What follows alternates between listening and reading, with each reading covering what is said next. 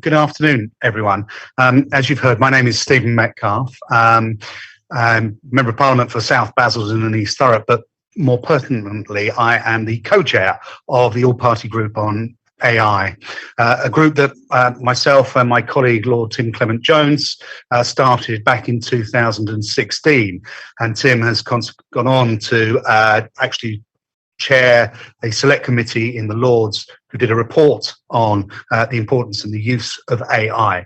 And the reason we started this group back in 2016 was there was an awful lot of hype flying around Parliament and the media generally about the role of AI in all its various guises. But there didn't seem to be any sort of definitive definition of what AI was and what it wasn't. And so we'd set up the group to try and bring people together, experts, take evidence from them, and try and work out where the potential opportunities lay, but also where some of the threats were. And we've been doing that now for 6 years. And one of the things that comes up time and time again is the fact that everything is underpinned by data, and that data is the fuel, if you like, for the fourth industrial revolution. And so, as I say, we come back to this issue around data. We come back to the issue of trust and of transparency and of regulation, and which is why when I was invited to chair this panel, I was very keen to do so. We know that our data is being collected, or we should know. But do enough people know when it is being collected? Do enough people know how it's collected and why it's collected and what it's used for?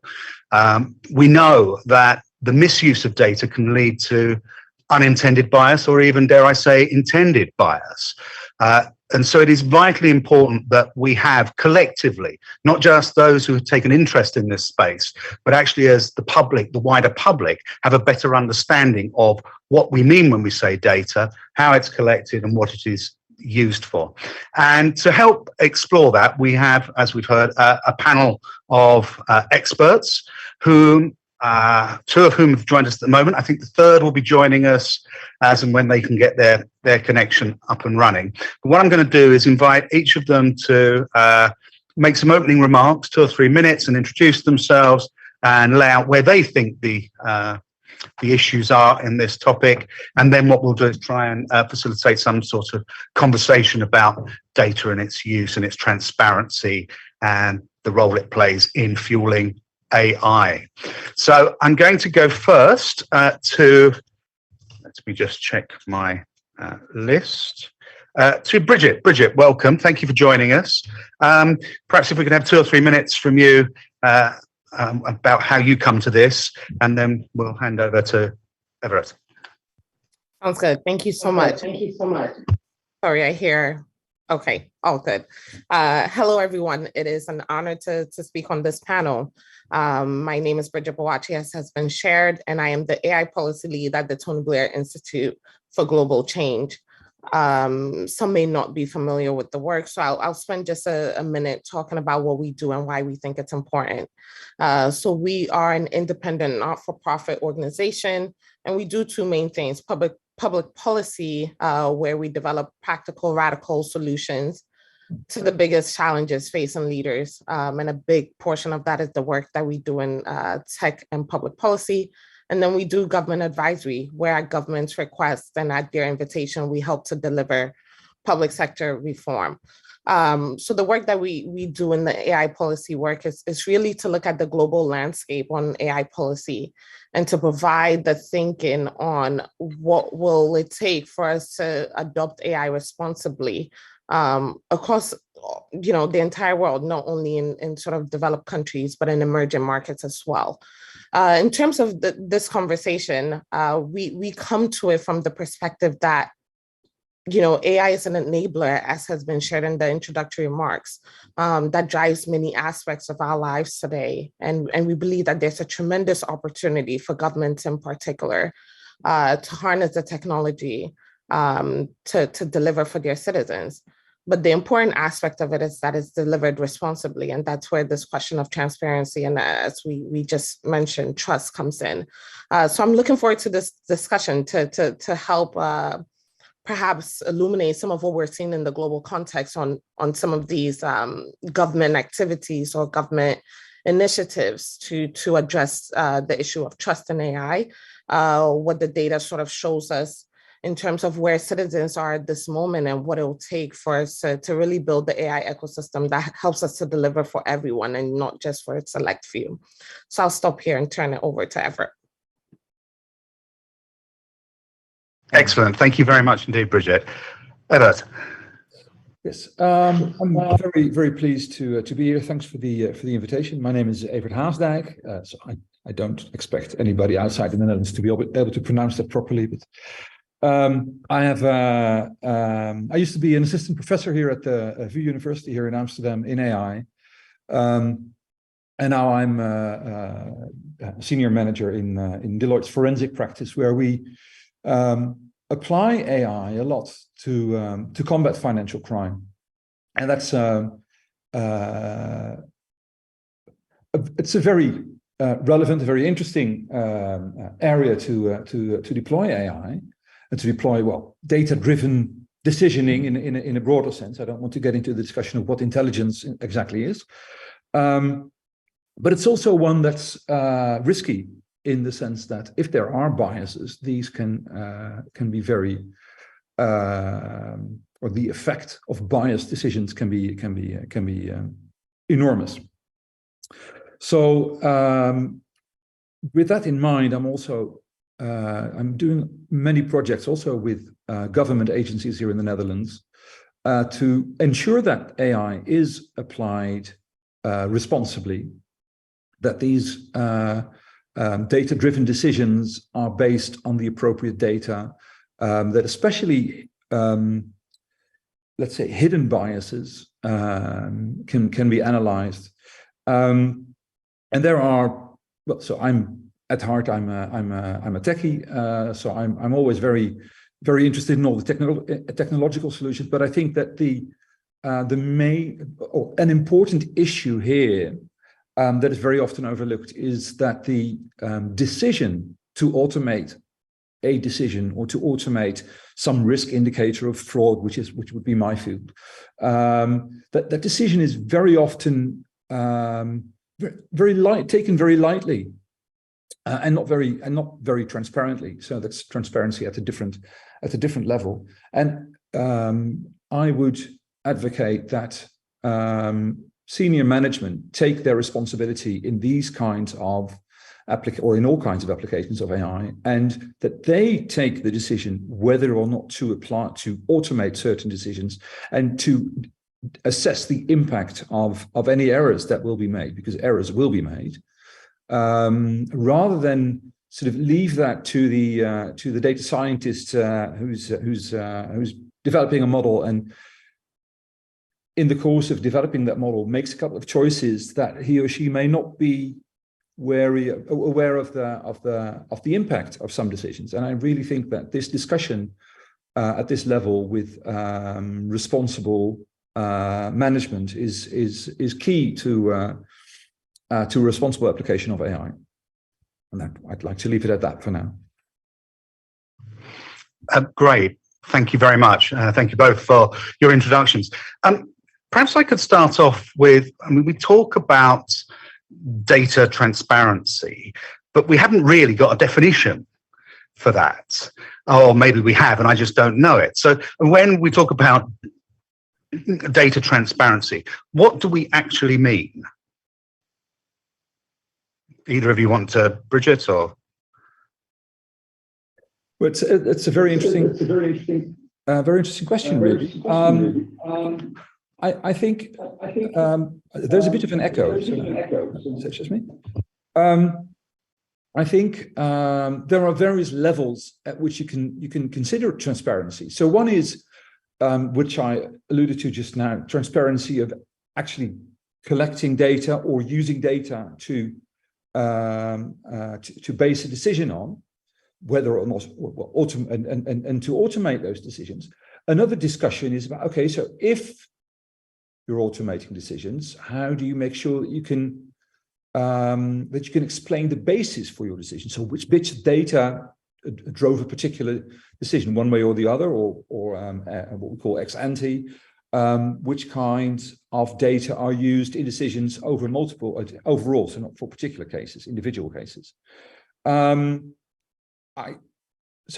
realize that I'm not giving a definition, but there are at least these multiple aspects of transparency that are often intermingled in the discussion. I think it's useful to have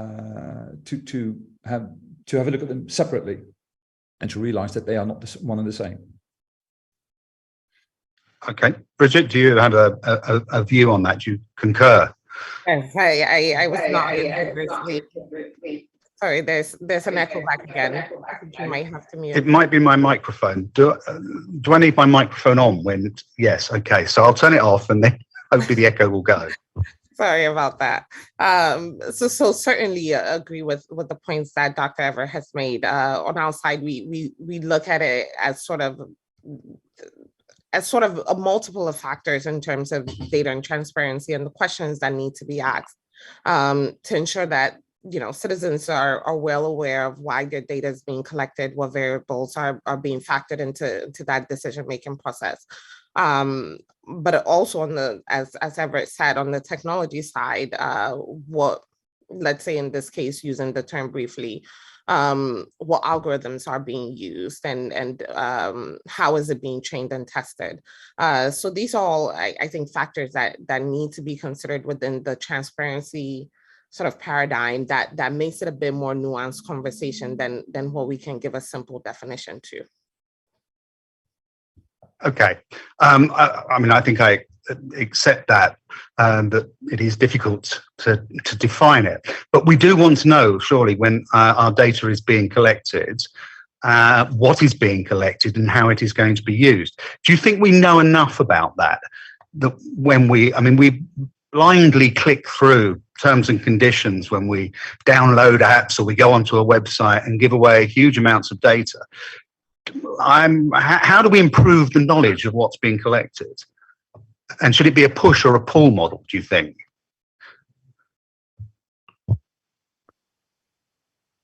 That's a really tricky one, to be honest. I don't know.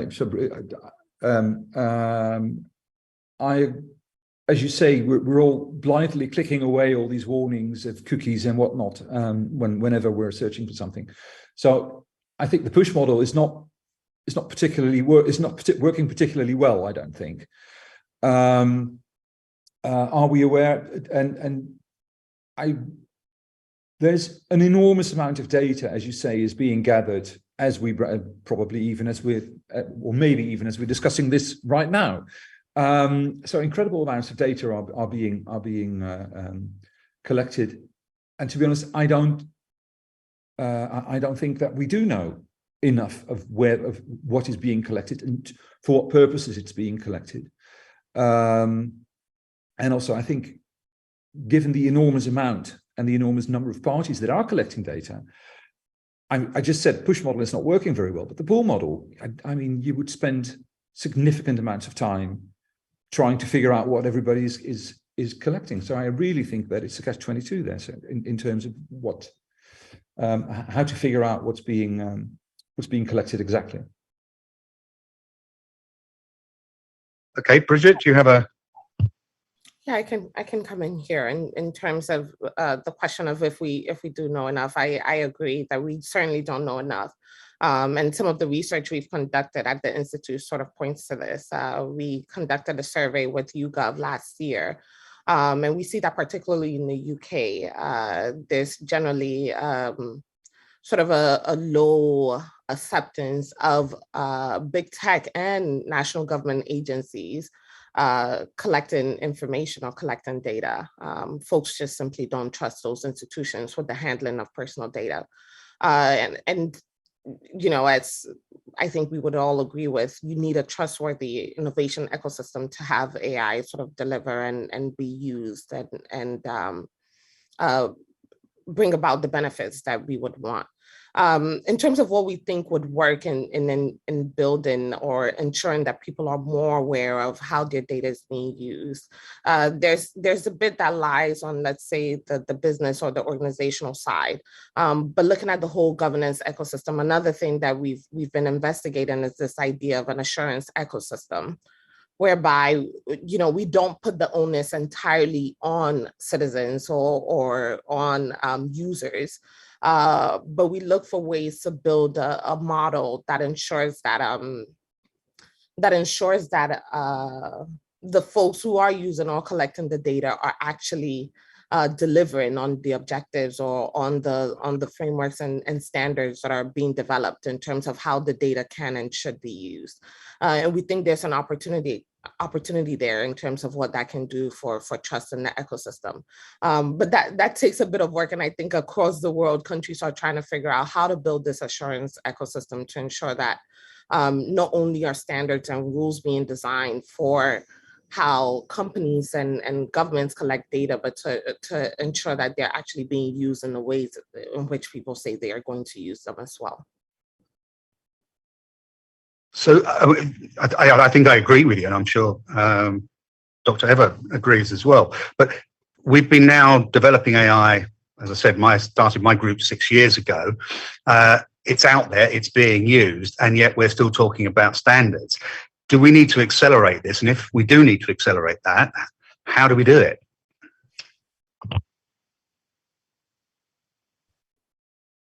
Bridget, do you want to say something about this? Yeah, these are very good questions. I think in terms of standards and where we stand on this, there's a bit that we've seen in terms of the need to have it be multi-stakeholder, to have it really have the credibility and the sort of uptake that it needs and requires to be useful in the ecosystem, right? So I think in the UK, the Center for Data Ethics and Innovation is sort of in the process of or has already put in place an AI standards hub where it's bringing together a number of stakeholders to deliver on this multi-stakeholder approach to developing standards. I think that's what makes developing standards difficult, is because you want, you know, all of the right parties in the room. You want every voice to be heard to ensure that it's really reflective of the larger ecosystem, as opposed to sort of centralized and coming from just a small group of people or a small group of companies. So in that sense, we know that the process is long. It takes a while. In terms of what, you know, we can do, when I think about the spectrum of countries that we work with, we have countries who have the resources to develop, let's say, a standards hub. And then on the other side, we don't have countries, we have countries who can't do that because of the resource constraints that they have. And in that sense, how do we ensure that governments are considering standards and are putting in place the right frameworks to ensure that AI is adopted transparently and responsibly? And I think that's where we've been pushing for an approach that looks at tools that already exist in governments that ensure some of these, let's say in procurement, for example, that sort of procurement guidelines. How can we ensure that we have standards in place that consider AI procurement without having to sort of reconstruct or develop a whole standards hub or ecosystem? So I'm mindful that may be long-winded, but I think the short of it is that, you know, it takes a while to develop that hub and that collaborative approach to standards.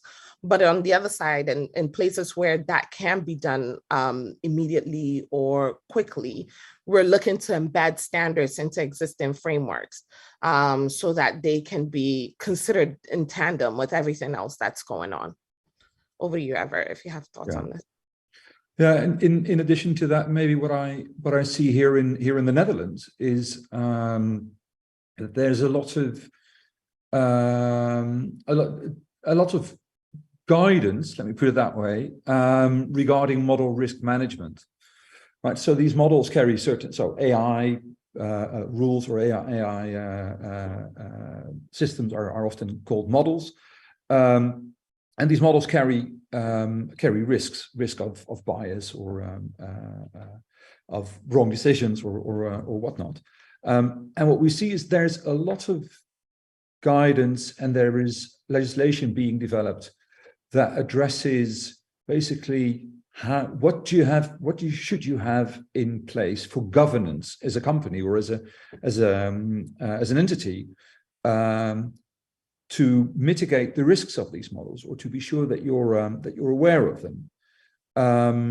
And what we do see is that the mere fact that people are thinking about this governance, that people are implementing a number of organizations are implementing proper AI governance, that we get a lot of discussions around, who makes the decisions, who is responsible for what, who has the final say whether certain checks are sufficient, and I think that is.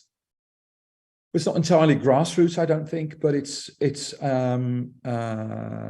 I think that's a workable way forward, at least for let's say the larger organizations. Of course, it's very difficult for really small organizations that may still want to use AI in their business.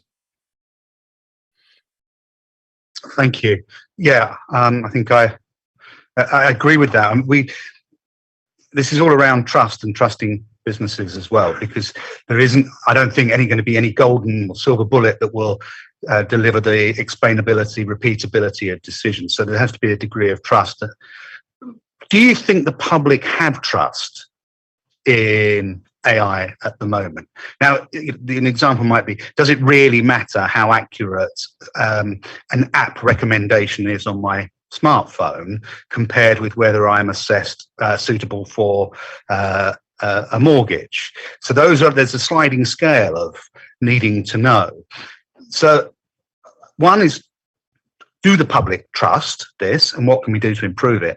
And secondly, if it is the answer to improve it is this improvement in governance, should the public be able to find out what data is held by particularly large organizations, and not only the way the data is held, but perhaps the way that data is perceived by that company?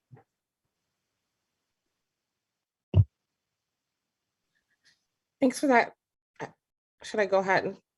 Okay. Thanks for that question. I think I mentioned earlier that we conducted a survey on public trust and technology last year at the Institute, and can make this available to attendees of UK IGF through the resources or when that's available. But we found some very interesting findings around trust in AI in particular. And as you rightly said, a lot of the in terms of acceptance rates of AI use, it sort of is determined across the specific use cases. We found that in the UK in particular, there was lower acceptance of AI for determining, let's say, jail sentences and welfare payments than AI use for medical diagnosis. So there is a sense, or there is some clarity around the fact that the use case sort of determines how comfortable people feel with the technology. But overall, trust in AI is low. And we see in examples from the UK, including the grading issue last year, and across the world. In the US, there was a recent issue whereby the government wanted to use a facial recognition system in tandem with its tax portal, and folks sort of raised arm against that they didn't want that application to be used. So around the world, we see that, citizens or the public are generally vocal about what use cases they're comfortable with and which they're not. But a lot of it stems from, I think, the ways in which the technology is being introduced, especially where it's in the public sector. Most of the time, we don't see adequate sort of consent or information or knowledge being given about that technology before it is launched. So a lot of people are really sort of just brought into it when the application is being launched, as opposed to in the ideation phase or in the process of that technology being launched. So we think a huge part of this is really perhaps not a tech solution, but in the ways in which the technology itself is being introduced and in the ways in which it's being articulated. A lot of times its benefits are not well articulated to users prior to being launched or introduced in the public. And there's no meaningful interaction for people to participate in its design. So in terms of the ways in which governments, and that's where we sit, specifically working with governments and thinking about this, in terms of the ways in which governments can sort of improve public trust in some of these applications, it's really a matter of them taking onus in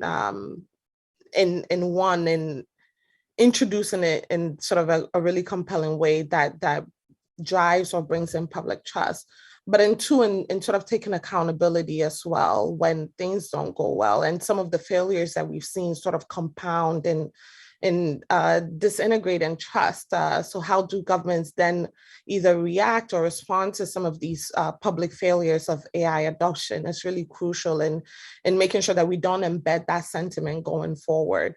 So in taking responsibilities for some of these procedures and seeking to address them in meaningful ways with the public, I think is very important as well. Yeah, can I just... Of course.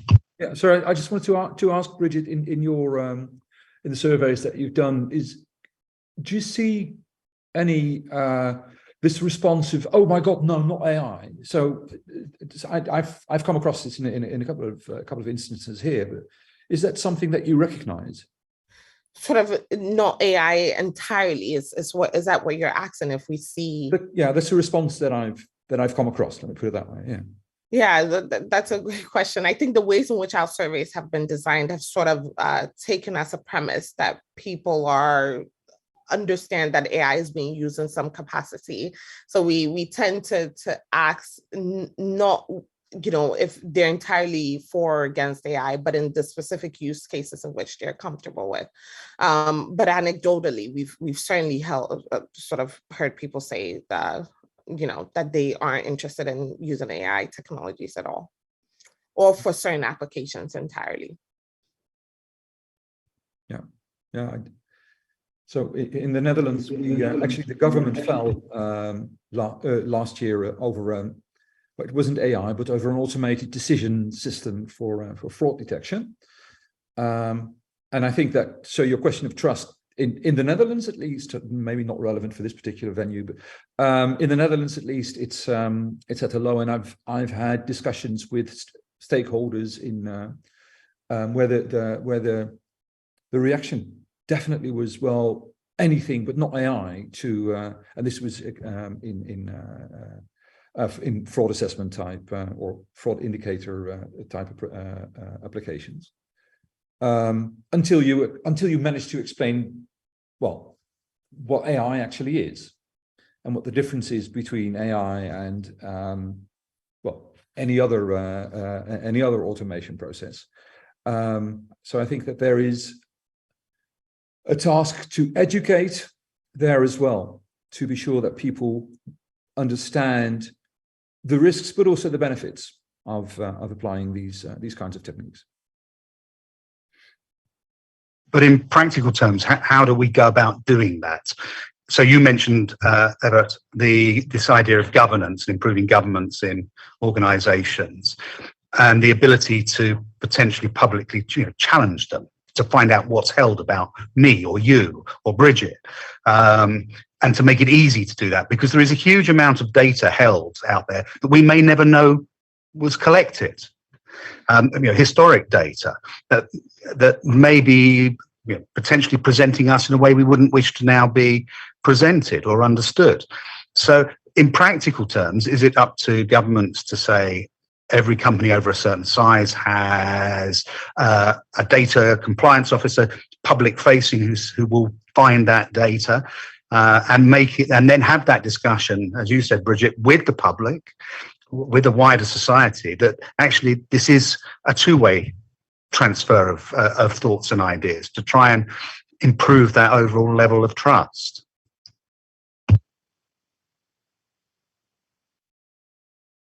Either. Yeah, I'm just so in the EU, of course, we have GDPR, which in principle requires this, right? So it requires I should be able to ask what data any company has about me. I should be able to amend any errors in that data. I should be able to ask them to remove that data, unless, of course, they have protocols to maintain that data. I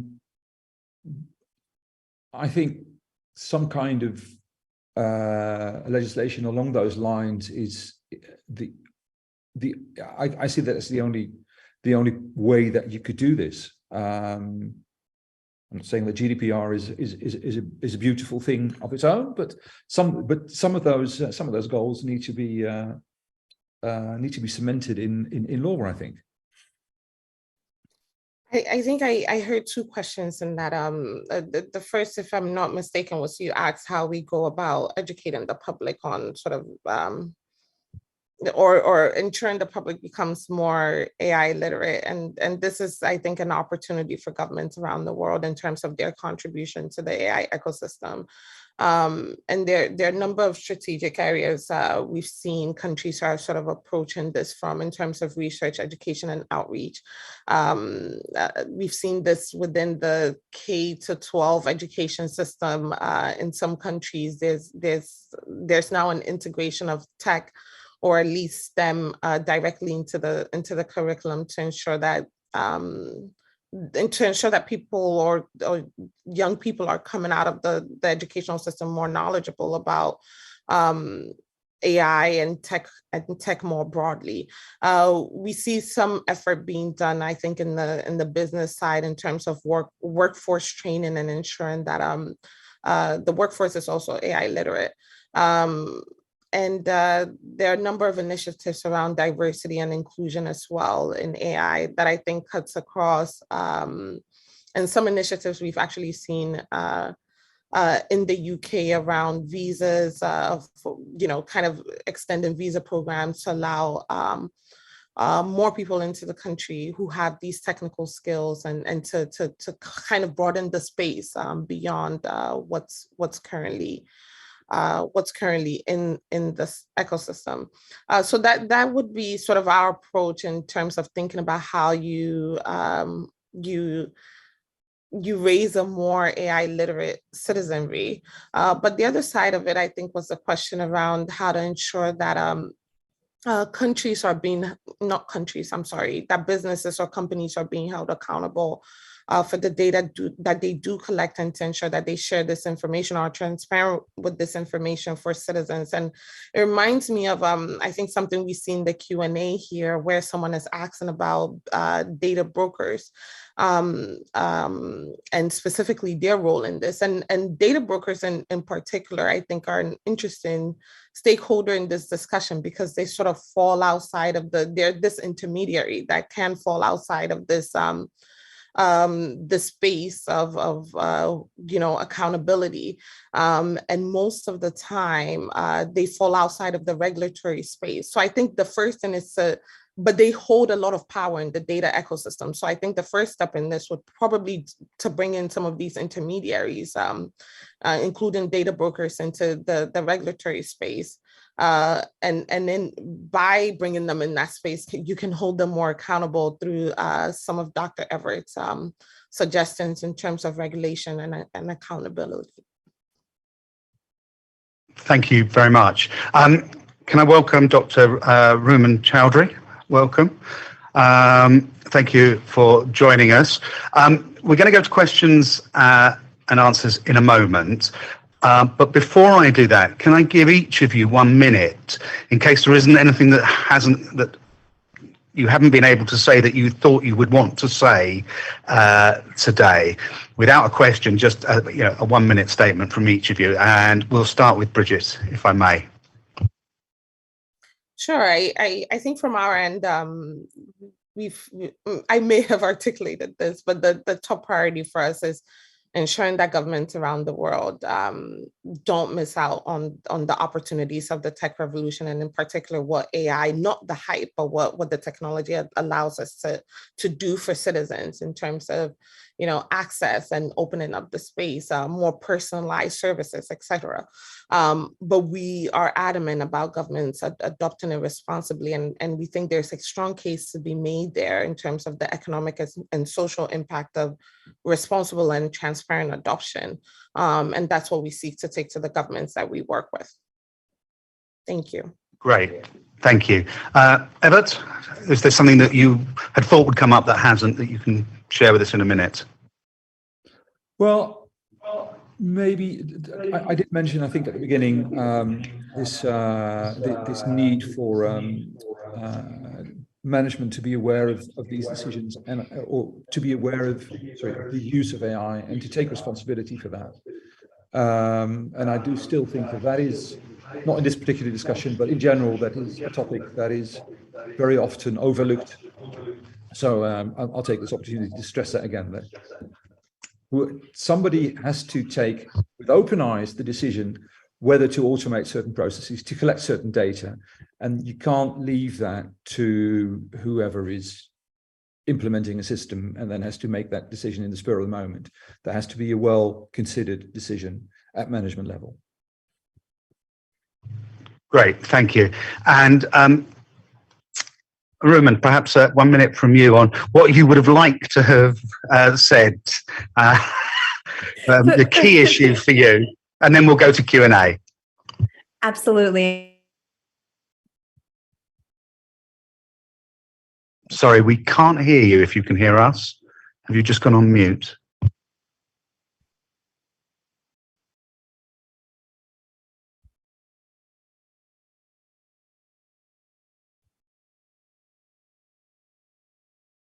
Okay, obviously I don't know, sadly, why we can't hear you, which is a shame. So what I'll do is, while you have a look to see if there's, can you hear, you can hear us? Yeah. Well, perhaps try again. 1 minute. We heard you fine to start with. No. Okay. All right. Well, I don't know the reason for that, but what we'll do now is take some questions, and I think we're going to take a mix of questions from the room and questions that have been submitted online. And Isabel's going to help me. Where do we start? Well, why don't we start with some questions in the room, and then what we'll do is we'll alternate one in the room, one online, anything that's come up in the Q&A. And Stephen, it'd be fantastic if you can then act as a respondent to many of the questions as well and share your experience in this area too. So are there any first impressions, reactions, questions or comments from the room? Please go ahead. Can you hear me? Hi, thank you for the discussion. I'm Azam Khan. I'm a youth ambassador at the Internet Society. And I believe in the discussion, one of the things that was mentioned was the GDPR. And I thought it would be fit to point out that in Article 22, there is already a provision that deals with automated decision-making, which I should also note the Conservative government has slightly watered down, to say the least, given that the safeguards that were there to make sure that explicit consent or a contractual basis was required has been removed. And so one of the things that I wanted to ask everyone, because we've focused on transparency, is that we've already seen a transparency requirement being imposed by the GDPR when it comes to use and decision-making through AI. But what about the actual development of AI algorithms? And how do we ensure that the development and research that is currently taking place is taking place in an ethical way, given that effectively what is happening is a democratization of the algorithms that could be used, for example, to construct deepfakes and so on. Any Tom, Dick, and Harry with a VPS and knowledge of Python could potentially just create this sort of service, and it moves beyond the remit of just organizations to individuals and research as well. So I guess that's sort of like a two-part question for the entire panel. Thank you. Yeah. Can you all hear me? Sorry. Yes, we can. That's great. Did you hear the question? Oh no. Oh, you've gone again.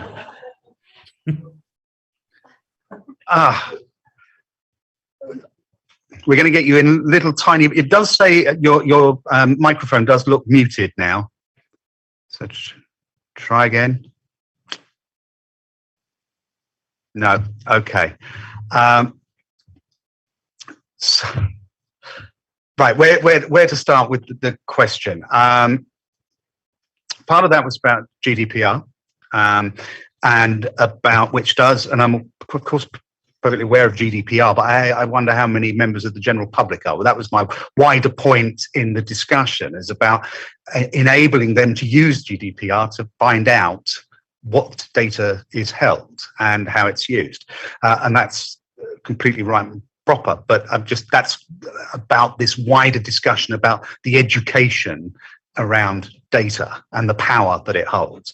And then the second was about the development of AI and understanding how that AI has been developed and against what standards. And I think we touched upon some of that. And that's why I think we do need standards about not only the development, but the standards of how data standards, and someone who decides how you can loop back to check that the data you're using is relevant to the cohort you're going to be using your AI on, and that it doesn't have embedded bias within it. So that's something I'm very keen on. And of course, more enlightened companies having developed ethics committees who do that within the organization to try and make sure that what they are developing is what they want it to be and that it's appropriately developed.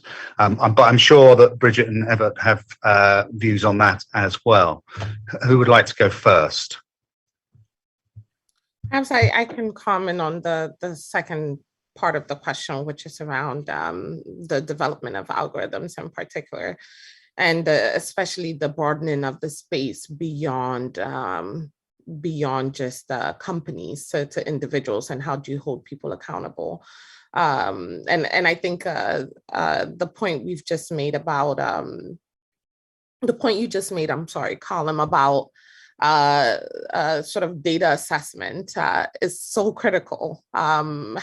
Being a practicing data scientist as well, so much of what you can develop is dependent on the data that you use, and I think that's why it's crucial to continue to assess the quality of data that are available publicly. There's so much data available through APIs, through a lot of platforms. How do we ensure that that data is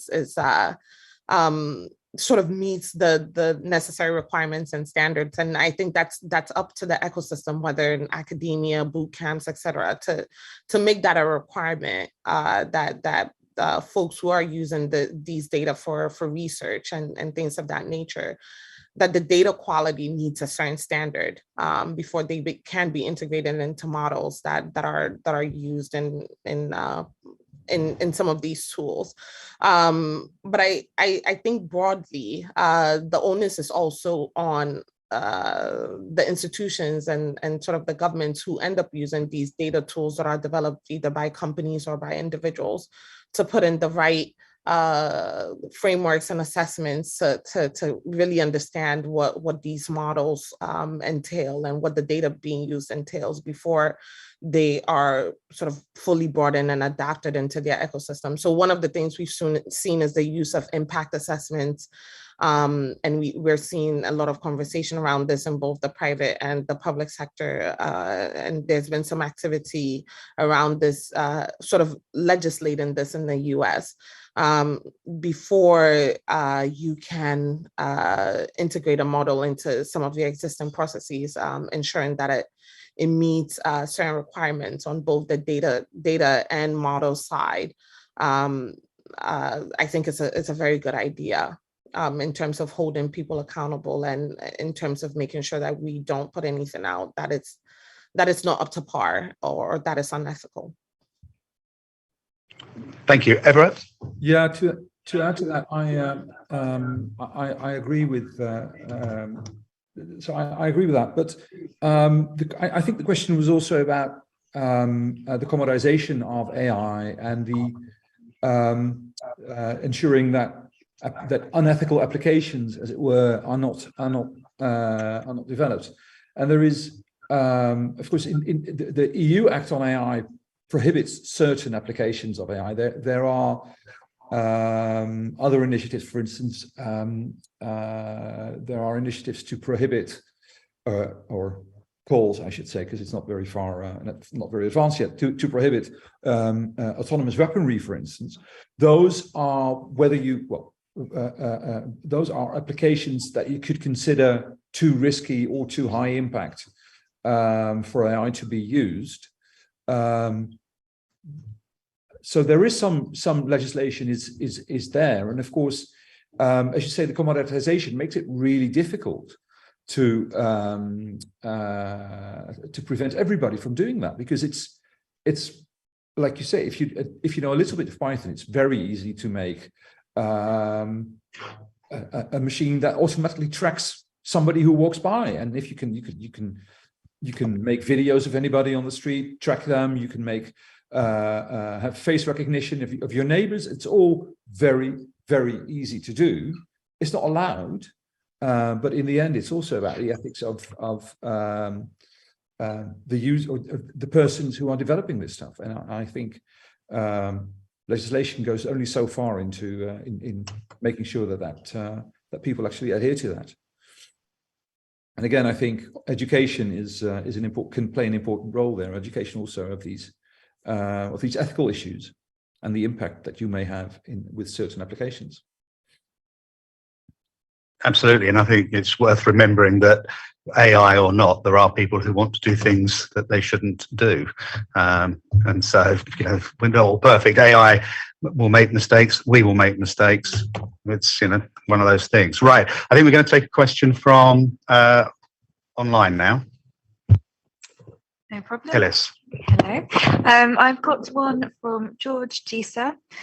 Question: do you think the Blue Horizons promises and pipe dreams of Brexit will result in a huge pipe of all UK consumers' data being siphoned into other jurisdictions, all because of so miscalled Brexit opportunities? I've got two more questions, but whenever you're ready. Are you expecting me to answer that one, folks? Open to the panel. Open to the panel. There you go. Someone else start this time. But not living in the UK, I don't feel I'm in a position to respond to this. No.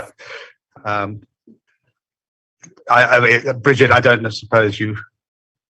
I was going to say, sadly, I don't have the context either, so we'll turn it over to you. No. I'm not entirely sure. I mean, the question starts with a so-called Brexit opportunity, so it's obviously got its own spin on it before we even start. I am not sure that I am qualified to comment on whether all this data is going to be sucked out into different jurisdictions. What I would say is that, and I say this about all areas of science, science is a global endeavor.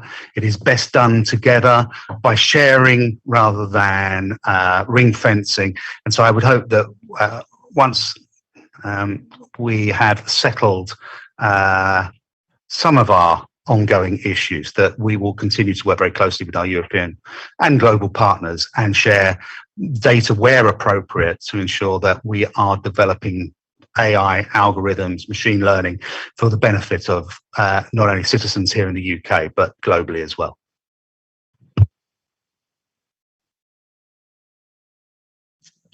If we have time, maybe we could do one more question and ask panelists to maybe summarize a key takeaway from the day. Would that be all right, Stephen? Yeah. Fantastic. Or from the day, from the session.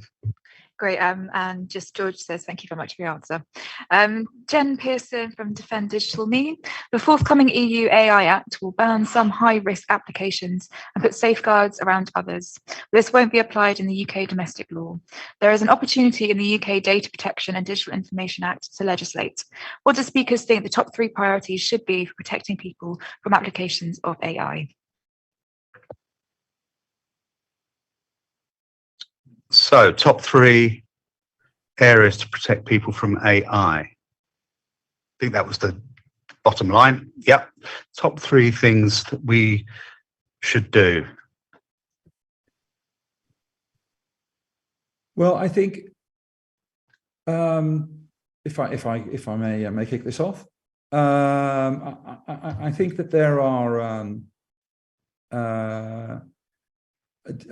that is what I like the idea of certain applications being high-risk applications being regulated or even forbidden. So I think, regardless of what these exactly are, and you need to revisit those, of course, regularly, which I think is also part of the proposed EU Act. But I think that's one start. I think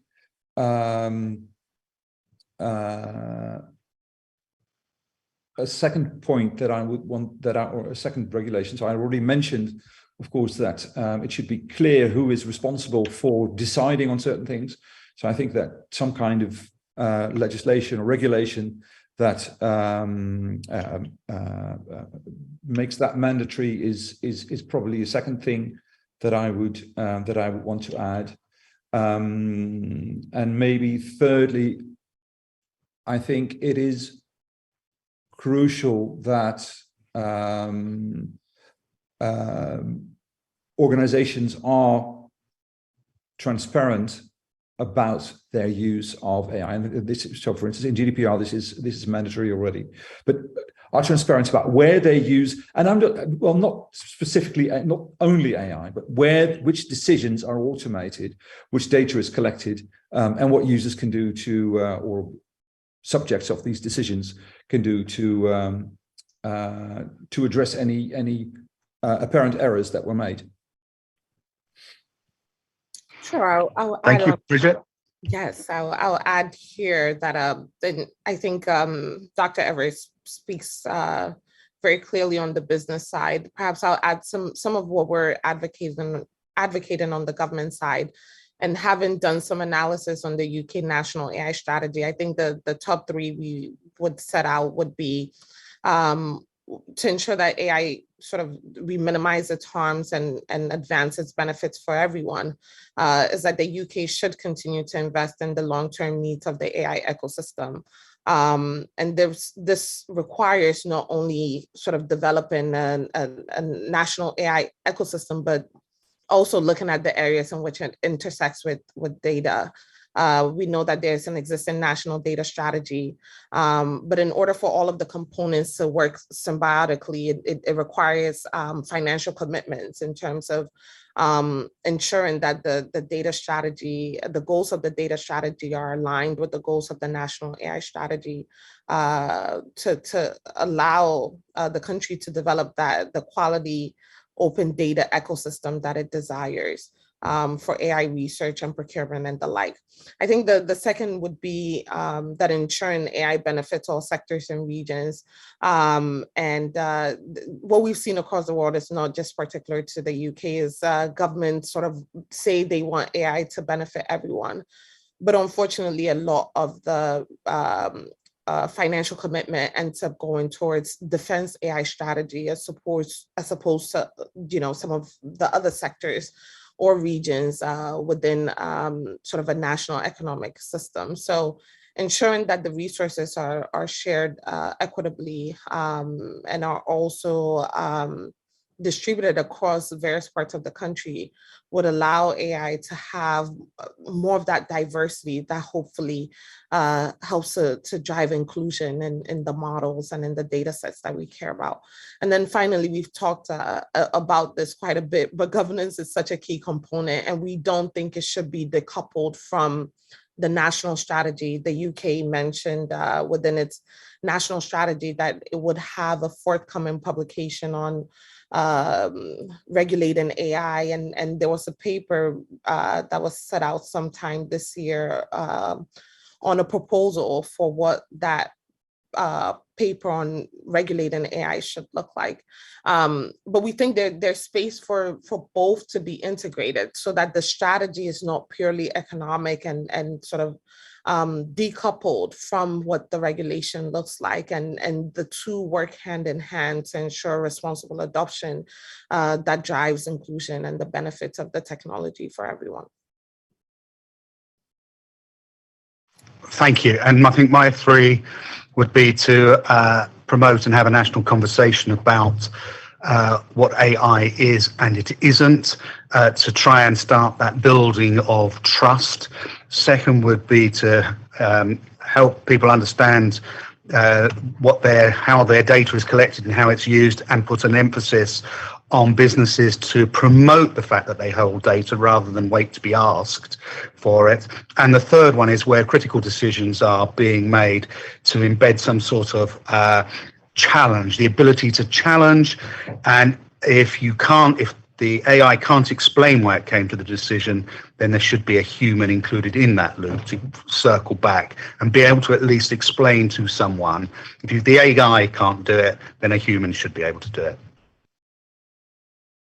And I think that's run out of time, have we? Or I think that we are slightly over time, so I'd like everyone to thank our wonderful panel in person and also joining virtually. Thank you both. Thank you so much. Really appreciate it. Thanks for the invitation. All righty. Take care. thank you. And I think that's an end. So our next panel on internet fragmentation will be starting shortly. I see that we're joined by Margot James virtually. I'm just going to double check that our panelists will be joining us as well. So bear with me for 2 minutes.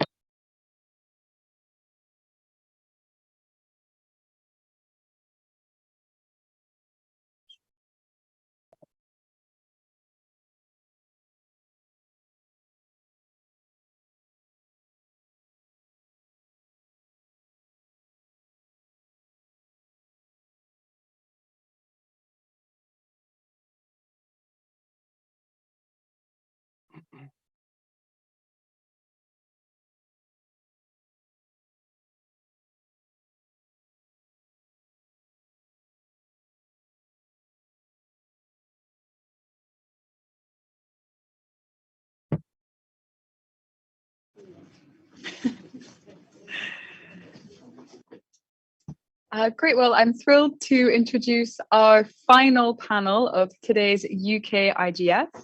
As we've mentioned before, this panel will be discussing the topical issue of